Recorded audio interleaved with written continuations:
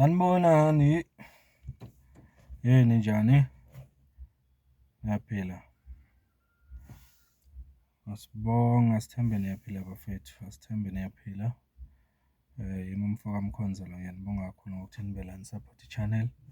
Ngendlela enisupport ngayo ngiyabonga kakhulu guys. Thank you so much. Kuma-new subscribers ngithi welcome home. Ngiyabonga nokuthi niya-subscribe ngendlela enginicele ngayo bafethu, niyenza ngaleyo ndlela. Ngiyabonga kakhulu. Uma ngibheka nje sekusele kancane sisondele ku-4,000 subscribers. I appreciate it. Ngiyacela ukuthi subscribe if we haven't subscribed. I-comment section ngiyabonga kakhulu. Ngiyafunda wonke lama-comments wenu. Ngiyajabula kakhulu ngendlela enihlaziya ngayo ama-topic esiwadiscussa la. Ngiyabonga kakhulu. Kwangathi ningaqhubeka kanjalo. Bonke abasherayo nabalayikhayo kwangathi bangaqhubeka ngaleyo ndlela. Hayi-ke sekuphinde kwenzeka-ke njengoba sibonile. Saphinde salidla iwadi eMandeni lapha e-KZN. Sibonile laphayana umfoka Xhakaza enze ibukwayo lapho axebule khona i-ANC, IFP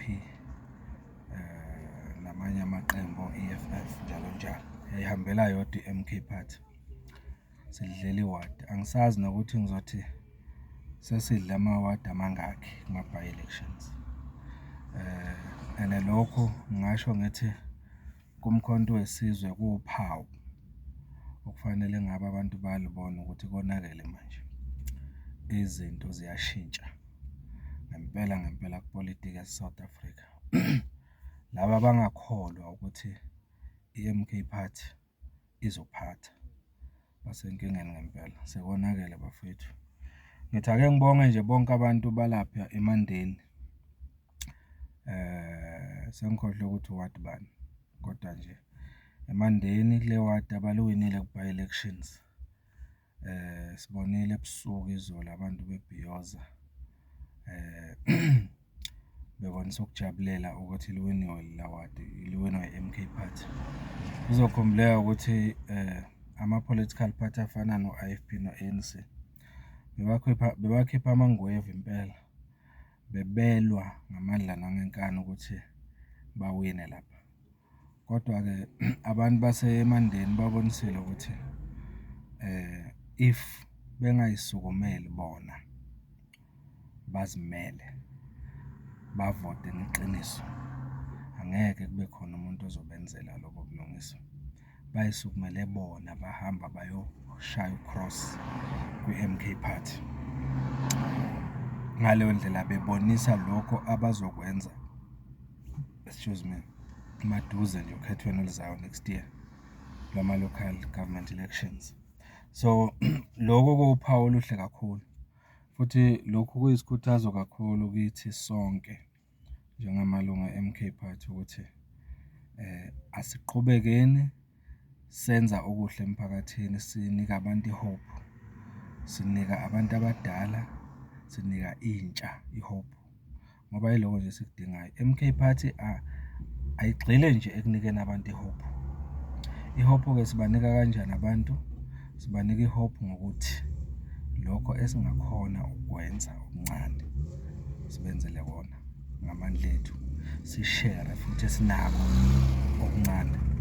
Lokho kuyabonisa ukuthi abantu bazobona ukuthi MK Party ineqiniso ngempela uma isesemandleni izokwenza lokho ekuthembisa abantu. Asingandi ngomlomo njengalawa amanye ama-political party. Asingandi ngomlomo, asenzeni izinto sibonise abantu ukuthi akudingeki ukuthi mhlambe size sibe kwi-government ukuze sisize abantu, sibenzele izinto ngendlela esingakhona ngayo. Lokho nje okuncane singakwenza njengamanje singakangeni emandleni, asiqhubeke nisikwenza. Kunamandla kakhulu lokho ekuthonyeni abantu ukuthi bavotele i-MK Party. Mina nje engingakusho ukuthi iphupho likaBaba uZuma lisahamba ngendlela. uBaba uZuma ngempela lento wayiqala eyicabangisise kahle uyabona ukuthi ngempela abantu bayayibona manje ukuthi le nto le eyenziwa uZuma ibhekephi. Ngiyacabanga ukuthi nongaboni uyabona. Bengixoxa nje namanye amalungu e-ANC ngoba mina ngiyaphila nawo amalungu e-ANC. Ngicabanga ukuthi nawe uyaphila nawo lapho, anixabani, anithukani futhi siyayixoxela nje. Nabo bebabuya kwenye i-event yabo abebaye kuwo njengoba bekuyi-Freedom Day. Basho ukuthi eish, yabona ngempela masingakhuluma iqiniso, i-MK Party isifikile ngempela, nathi siyi-ANC sisahleli impela ku-ANC kodwa siyabona ukuthi hhayi cha, amanzi ayangena endlini, bayisholwe ngomlomo wabo beyikhulumela bona. So uyabona ukuthi le nto iyakutshela ukuthi abantu bayabona ukuthi manje kufanele benzeni. It's not about le nto lena ukuthi manje wena kufanele ube nenkani ngisho ubona ukuthi kufanele wenzeni into ezokukhipha enkingeni.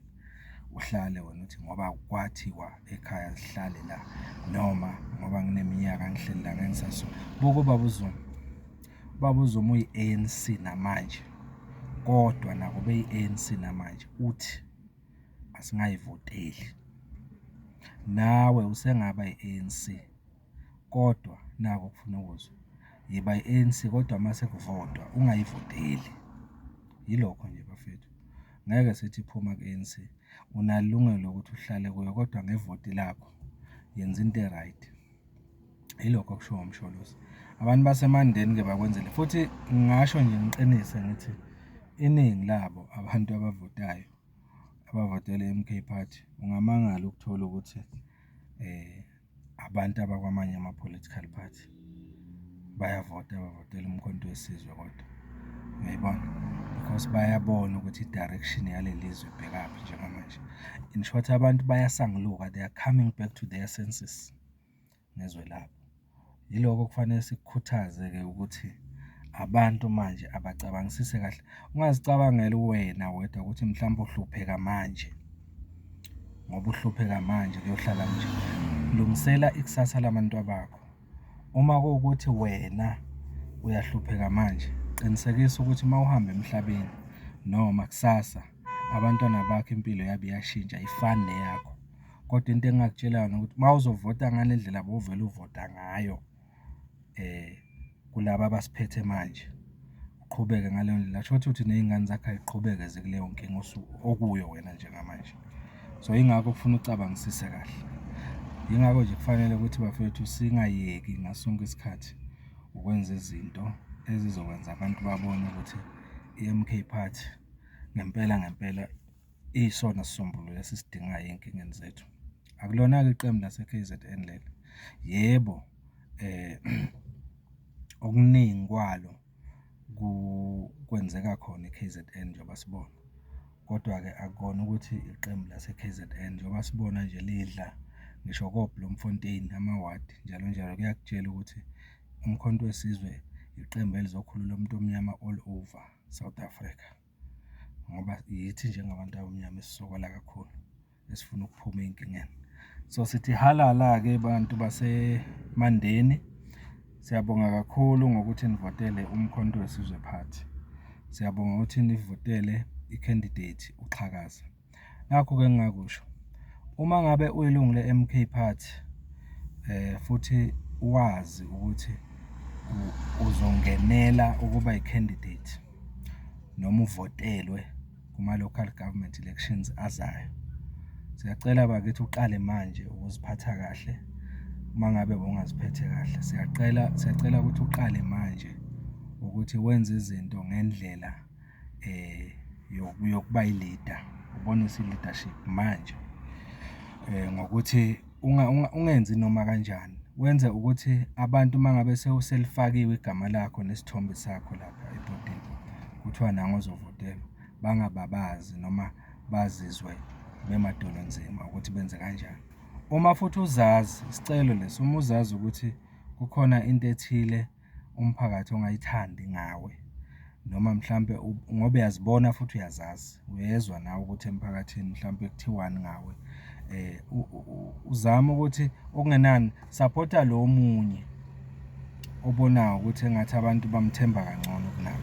Alikho iphutha lapho. Ukuthi wena usapota omunye, it doesn't make you less noma kwenze ungabi leader. You are still a leader even usapota omunye umuntu.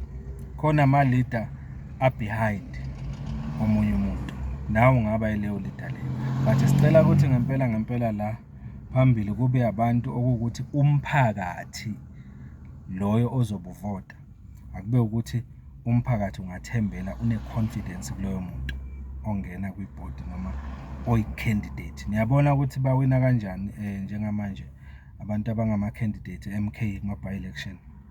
Uma ungalalela kahle umphakathi uyabethemba. Siyacela ukuthi labo bantu laba abathenjwa kakhulu ngomphakathi kube yibona abasukumela phezulu. Ungaforce ukungena ube yi-candidate umphakathi ungakudingi, because uzosibhinqisela nganxanye, uzosimoshela amavoti wethu.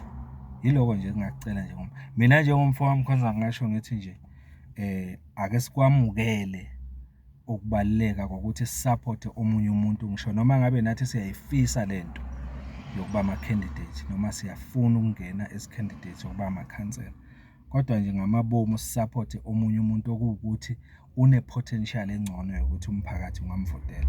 Yiloko sifuna ukudla onke amawadi, sifuna ukuwina bomasipala, singene siphathe ngendlela e-right ehlukile kule ehlukumeza abantu ephumayo njengamanje. Siyanicela-ke bafethu, umfoka Mkhonza lo. Yilokho bengizokusho kule video ukuthi siyabonga abantu baseMandeni. Kwangathi nakwamanye ama-by-election azayo kwezinye iy'ndawo kungaba indlela efanayo. Kancane kancane sifike ku-2026 sesivele sinenqwaba yamakhansela. Ngiyayibona sesingena nje kumasipala, bomasipala nama-metro njalo njalo, sesivele sibaningi, sesine-muscle, sesine-strength sokuthi even noma kuthiwa kuyavotwa ngaphakathi lapho kumasipala sibe nayo inamba. Uyabona, ngiyacela kakhulu lo umfoka Mkhonza-ke lo. Ngithi ake ngibonge, ngi-appreciate kini nonke ngokuba la. Qhubekani nisupport i-channel. If you haven't subscribed, subscribe. If you wish to support the channel, usengaqhubeka futhi wenze kanjalo njengoba ubona nawo ama-details phezulu.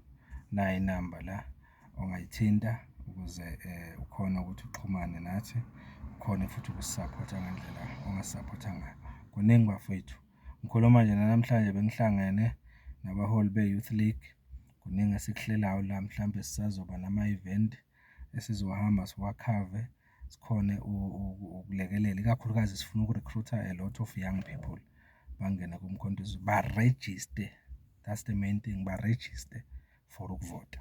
Sifuna ukuphusha lowo mkhankaso kakhulu ukuthi intsha yazi ukuthi ivoti lawo linamandla kangakanani. Sikhuthaze lowo moya loyo.